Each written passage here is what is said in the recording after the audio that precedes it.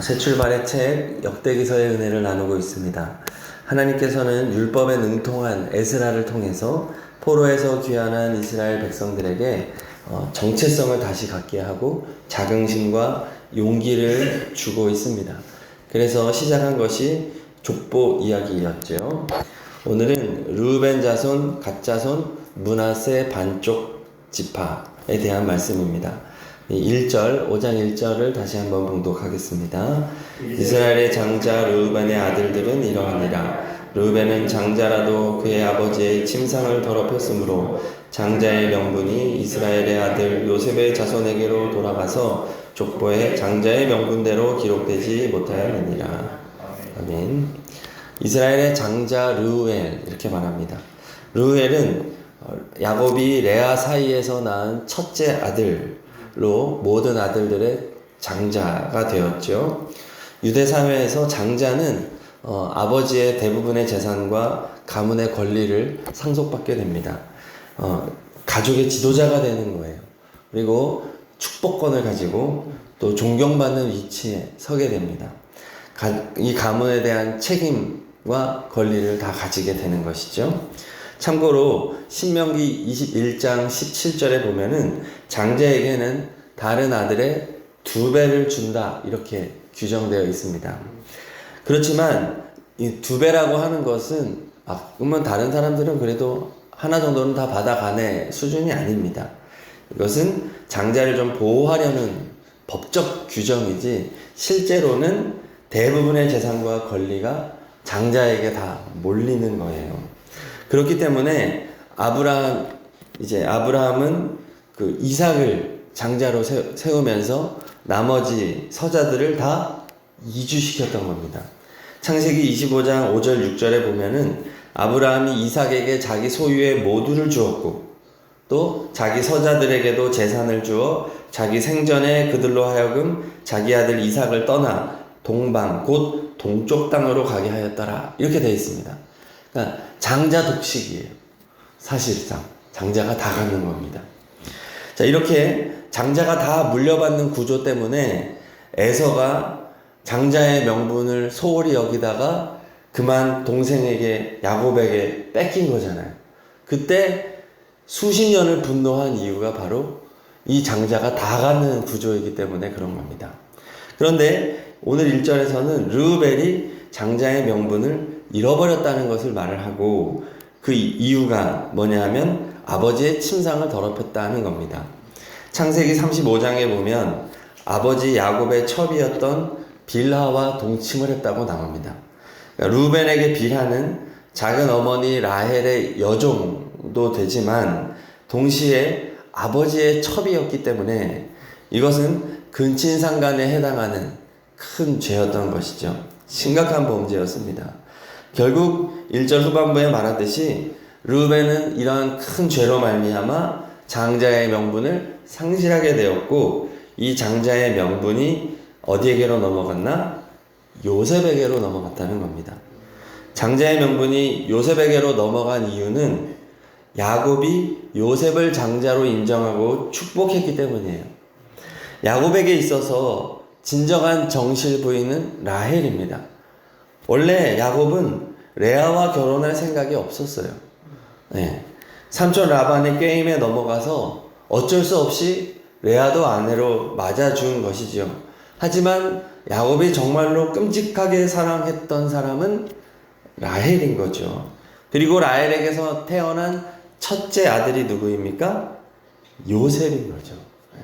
그래서 이제 요셉을 애초부터 편애를 했었고 태어날 때부터 애초를 사실상 그의 마음속에는 요셉이 장자였던 거예요. 요셉이 장자였고 그러나 르우벤이 사고를 친 거잖아요.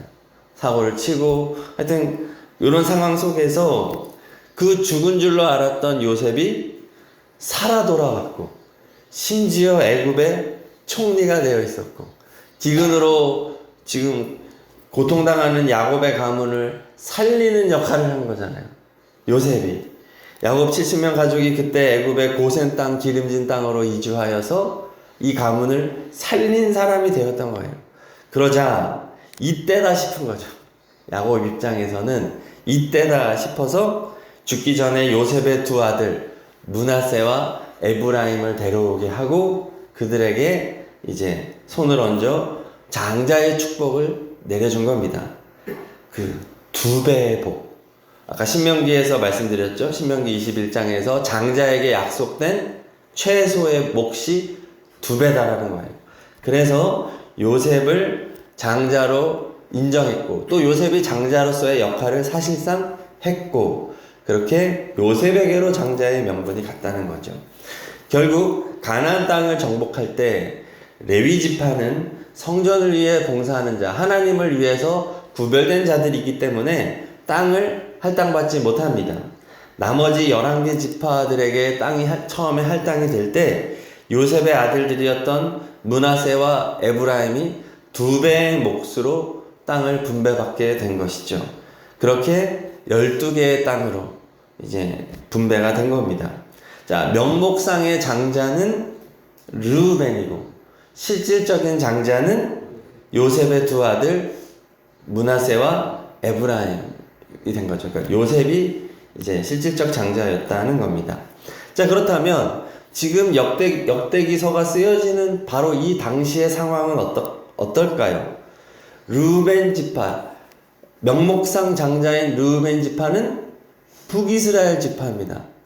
아수르에 멸망당했어요. 그리고 실질적 장자였던 요셉의 두 아들 므낫세 지파, 에브라임 지파 역시 북이스라엘 지파예요. 다 명목상 장자와 실질적인 장자 모두 다 북이스라엘에 멸망해 버린 상황이죠. 이러한 상황에서 2장이 말을 하는 거예요. 2절, 우리 5장 2절을 읽겠습니다. 유다는 형제보다 뛰어나고 주권자가 유다에게서 났으나 장자의 명분은 요셉에게 있으니라. 네. 유다가 등장을 하는데 그는 장자의 명분이 없습니다. 그렇지만 그는 다른 형제들보다 뛰어났다. 네. 수적으로도 번성했고 힘에 있어서도 가장 강성한 지파가 되었습니다. 무엇보다 가장 중요한 구절이에요. 주권자가 2절 중반에 주권자가 유다에게서 났으나 이 표현입니다. 장자가 아니지만 유다로부터 주권자가 나왔다. 이것이 중요하다는 겁니다. 지금 장자들은 다 죽었다. 다 멸망당했다. 그러나 주권자가 나오는 복은 유다가 받았다라는 말이고 이 주권자라는 말은 이스라엘의 왕들을 표현할 때 쓰는 단어입니다. 이스라엘의 왕들. 그리고 이스라엘의 왕들 중에서도 그 핵심, 그 혈통 다윗을 말하는 겁니다.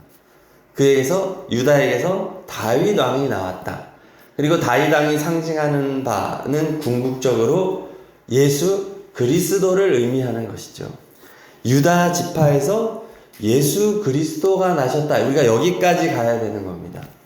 그러니까 진정한 복이 뭐냐? 장자의 명분이 아니라 예수 그리스도라는 사실이죠. 이것이 진짜 복이었다. 유다는 충분한 자질이 있는 사람이 아니었습니다. 물론 그가 잘한 것도 있어요. 리더십도 있습니다. 그렇지만 충분하다고 말할 수 있는 사람은 요셉이에요. 그렇죠? 동의하시죠? 충분히 예수님이 태어날 만한, 다윗이 태어날 만한 자격을 논한다면 당연히 요셉이에요. 유다는 요셉이 팔려나간 뒤에 굉장히 자책했던 것으로 보입니다. 그래서 형제들을 떠나 가나안 땅에서 외국 여자와 결혼하고 자녀들을 낳았고 형제들과 일정 기간 거리를 두고 살았어요. 그리고 그 아들들이 악행을 저질러서 하나님께 죽임을 당하게 됩니다. 그 후 아내가 죽은 후에 몸을 파는 여인과 관계를 했는데 알고 봤더니 며느리 다말이었어요. 이게 도대체 막장 드라마도 이런 막장이 없잖아요. 이게 유다의 삶이었어요. 충분한 자격이 없었음에도 불구하고 하나님이 유다를 선택해서 다윗 왕의 지파 예수 그리스도의 지파가 되게 해주셨다는 거예요. 이것은 하나님의 주권과 절대적인 선택을 말하여 주는 것입니다. 장자의 명분, 이 계보가 중요한 게 아니라 하나님의 선택받은 사람, 하나님의 은혜를 입은 사람, 예수 그리스도의 은혜를 입은 사람이 진짜 복받은 사람이다 라고 말하는 거예요.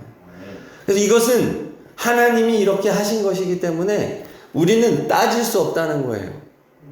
하나님한테 하나님 이건 아니지 않아요? 요셉한테 하셔야죠. 요셉한테 유다 이 막장 드라마를 쓴 이건 아니지 않아요? 그 누구도 성경에 토를 달면 안 됩니다. 하나님이 하겠다는데. 그렇죠? 솔로몬도 생각해 보면 솔로몬은 왕이 될 자격이 있었습니까? 다윗이 큰 범죄, 간음한 그 범죄 당사자였던 밧세바 사이에서 낳은 아들이에요. 더군다나 넷째 아들, 죽은 아이까지 하면 5번째 아들이에요. 그런데 어떻게 솔로몬이 왕이 될 수 있냐 말이에요. 전적으로 하나님의 선택과 하나님의 주권을 보여주는 것입니다. 지금 포로에서 귀환한 이스라엘 백성들은 예루살렘 성전을 회복할 만한 충분한 자격과 자질이 없습니다. 비천한 자들이고 약하고 내세울 것 없는 사람들입니다. 그렇지만 하나님은 지금 뭐라고 말하는 거예요? 상관없어. 너희가 르우벤도 아니지, 요셉도 아니지, 하지만 내가 너희를 선택했어. 너희는 유다이거든. 유다를 상징한다는 거예요. 장자로 태어난다고 해서 장자의 명분과 권리를 누릴 수 있는 거 아니야. 르우벤을 봐. 또 요셉을 봐라. 결국 장자가 돼서 다른 사람의 2배의 몫을 받아서 존경받는 자리에 올라갔고 많이 얻었지만 그게 진정한 복이 되었니? 아니야. 유다의 지파들도 다 죽었어. 다 멸망했어. 진정한 복이 뭔지 아니? 하나님의 선택을 받은 거야. 하나님의 은혜를 입은 거야. 주권자이신 예수 그리스도를 모시고 사는 것이 진짜 복이란다라는 거예요. 진짜 복. 그러므로 우리는 다른 사람과 비교할 필요가 없습니다. 난 장자가 아니에요. 나는 장자의 몫이 없어요. 이거 하나도 중요하지 않다는 거예요. 우리에게 예수님만 있으면 충분하다는 것입니다. 예수님만 주인으로 모시고 살면 그게 진짜 복이라는 거예요. 그런데 이 유다 지파는 어떤 지파였습니까? 자기만 2배의 몫을 받고 가문의 모든 혜택을 다 받고 장자의 명분과 권리를 마음껏 누리는 지파였나요? 아니었습니다. 어제 말씀드렸듯이 유다 지파는 자신이 이러한 넓은 또 강하고 넓은 땅을 가지고 있었던 것을 어느 지파에게 나누어 주었어요? 시므온 지파에게 나눠줬잖아요. 시므온 지파가 유다 지파 안에서 성읍을 받아서 함께 공존해 살아갈 수 있도록 그 자리를 내어주었던 지파였던 거예요. 복을 나누어 주는 지파. 그래서 때가 되었을 때 히스기야 때에 용기를 얻어서 신앙개혁으로 용기를 얻어서 시므온 지파가 자신들의 땅을 개척해 나아갈 수 있도록 뒤에서 계속해서 지원해 주었던 지파가 유다 지파였던 거예요. 이게 무엇을 상징하냐면 예수님을 모시고 살아가는 자들이 이렇게 살아간다는 거예요. 장자의 명분을 승자 독식하는 사람이 아니라 내게 있는 것을 베풀고 나누어 주고 그러나 하나님이 더 큰 복을 주시는 그러한 사람으로 살아가게 된다. 그래서 오늘 말씀에 보면 르우벤이 장자의 명분을 잃었다로 시작하지만 그럼에도 불구하고 하나님께서 많은 복을 주십니다. 8절부터 10절 우리 읽어보면 르우벤 지파가 하나님이 얼마나 복을 주는지 나와요. 8절에서 10절 읽겠습니다. 벨라는 아사스의 아들이요 세마의 손자요 그가 아로엘에 살면서 바알무까지 다다랐고 또 동으로 가서 거주하면서 유브라데 강에서부터 광야 지경까지 다다랐으니 이는 길르앗 땅에서 그 가축이 번식함이라. 사울왕 때에 그들이 하갈 사람과 더불어 싸워 손으로 쳐 죽이고 길앗 동쪽 온 땅에서 장막에 거주하였더라. 아멘. 하나님께서 르우벤 지파가 계속 동으로 확장하고 유브라데 강, 광야 땅까지 넓은 땅을 정복할 수 있도록 하나님이 복 주셨다. 네. 이것은 진정한 주권자이신 예수님께서 주신 복이죠. 네. 유다만 잘 먹고 잘 살게 하는 분이 아닌 모든 지파를 잘 되게 해주는 거예요. 갓 지파도 마찬가지예요. 16절에 보면 그들이 바산 길르앗과 그 마을과 사론의 모든 들에 거주하며 그 사방 변두리에 다다랐더라. 확장되고 번성한 모습을 보여주는데 갓 지파도 주권자이신 예수님이 복 주신 거고, 또 요단강 동쪽에 자리 잡은 지파들에게 하나님 복 주십니다. 20절 읽겠습니다. 도심을 입었으므로 하갈 사람과 그들과 함께 있는 자들이 다 그들의 손에 패하였으니 이는 그들이 싸울 때에 하나님께 의뢰하고 부르짖음으로 하나님이 그들에게 응답하셨습니다. 네. 하나님의 도우심을 입어서 요단 동쪽에 거했던, 그러니까 이제 요단강 동쪽에 거했던 르우벤, 갓, 므낫세 반쪽 지파가 자리를 잡게 됐다는 얘기예요. 이방 동맹국들을 몰아낼 수 있게 되었다는 것이죠. 주권자이신 하나님이 하신 것. 22절도 읽겠습니다. 22절. 죽임을 당한 자가 많았으니 이 싸움이 하나님께로 말미암았습니다. 그들이 그들의 땅에 거주하여 사로잡힐 때까지 이르렀더라. 하나님께로, 이 싸움이 하나님께로 말미암았다. 주권자이신 하나님이, 예수 그리스도께서 승리를 주셨다. 그래서 모든 지파들이 다 복을 받게 되었다. 이것이 족보의 목적입니다. 그런데 이 주권자가 어디에서 나왔나? 유다에게서 나왔다. 바로 지금 포라에서 기환해 있는 이 무리를 향하여 말하는 거죠. 너희들이 곧 하나님의 은혜를 입은 유다 지파야 라고 말하고 있는 거죠. 상징적으로. 실제 유다 지파들도 있었고 그렇게 말하는 겁니다. 그러므로 하나님께서 오늘 말씀을 통해서 두 가지를 요구하십니다. 결과적으로. 먼저 방금 읽었던 20절 후반부에 보면은 이는 그들이 싸울 때에 하나님께 의뢰하고 부르짖음으로 하나님이 그들에게 응답하셨다라고 말합니다. 자, 하나님이 요구하는 것이 무엇이냐 하면 부르짖어 기도해라는 거죠. 왜냐하면 나의 싸움이 아니라 주권자의 싸움이기 때문에 그렇습니다. 예수 그리스도께서 싸우시기 때문에 내 인생이 아니고 주님께서 나에게 맡겨주신 삶이기 때문에, 나의 나라가 아니라 주님의 나라이기 때문에 그분에게, 주인 되시는 분에게 기도하라는 거예요. 대장 되시는 예수 그리스도께 간절히 기도한다면 그분이 반드시 응답할 것이다 라는 걸 말하는 겁니다. 그러니까 포로에서 귀환한 무리들에게 너희들의 주권자가 누군지를 분명히 해라. 예수 그리스도를 주인으로 모시고 예수 그리스도에게 부르짖어 간구하며 예수 그리스도의 명령을 받아 그분의 말씀으로 살아가야만 한다라고 말씀하는 거죠. 바로 지금 우리들에게 하시는 말씀인 겁니다. 너가 장자가 아니어도 괜찮아. 너가 재산이 많지 않아도 괜찮아. 다른 사람보다 2배의 몫을 가지지 않아도 괜찮아. 정말 중요한 것은 너의 주권자가 누구인지를 알고 그분에게 간절히 부르짖어 기도해라 라는 겁니다. 우리의 기도를 좀 돌아봐야 되겠습니다. 정말 하나님께 의뢰하고 부르짖는 삶을 살고 있는가?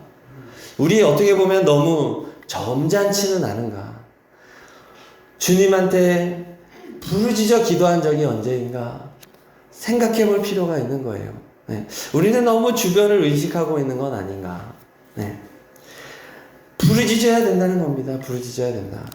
우리 삶에 넘어설 수 없는 그 높은 산 앞에 있을 때, 견딜 수 없는 고통 가운데 있을 때, 근심과 염려 가운데 있을 때, 세상의 유혹 가운데 있을 때 부르짖어 기도하라는 것입니다. 너의 힘으로 할 수 없기 때문에, 우리의 힘으로 넘어갈 수 없기 때문에 그런 것이죠.